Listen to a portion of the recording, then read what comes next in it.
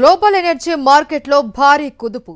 Petrol ధరలను శాసించే చమురు దేశాల కూటమి ఓపెక్కు యునైటెడ్ అరబ్ ఎమిరేట్స్ షాక్ ఇచ్చింది. గత 50 ఏళ్లుగా కొనసాగుతున్న బంధాన్ని తెంచుకుంటూ వచ్చే నెల నుంచి కూటమి నుంచి వైదొలుగుతున్నట్లు సంచలన ప్రకటన చేసింది. ప్రపంచ చమురు ఉత్పత్తిలో 12% వాటా కలిగిన యుఏఈ ఓపెక్ నుంచి బయటకు వస్తున్నట్లు ప్రకటించి గ్లోబల్ ఎనర్జీ సెక్టార్ను విస్మయానికి గురిచేసింది.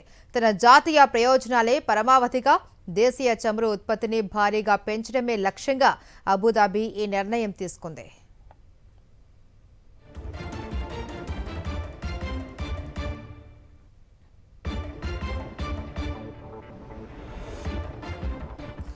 ఓపెక్ విధించిన ఆంక్షల వల్ల తన ఎగుమతులకు గండి పడుతుందని యుఏఈ చాన్నాళ్లుగా అసహనంతో ఉంది. ఇప్పుడు ఏ ఆంక్షలు లేకుండా సొంతంగా మార్కెట్ను శాసించేందుకు సిద్ధమైంది. ఇరాన్ అమెరికా యుద్ధం వల్ల స్ట్రైట్ ఆఫ్ హార్ముజ్ మూతపడి చమురు ధరలు ఆకాశాన్ని తాకాయి.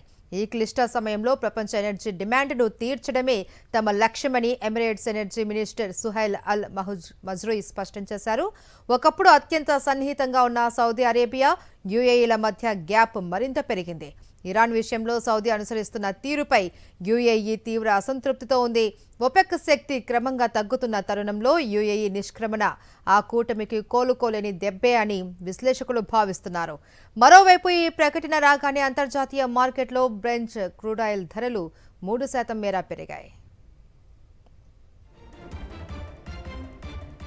ప్రస్తుతం ఈ కూటమిలో Saudi Arabia, Iran, Iraq, Kuwait, Venezuela, Algeria, Congo, equatorial Guinea, Gabon, Libya మరియు నైజీరియా వంటి దేశాలు సభ్యులుగా ఉన్నాయి.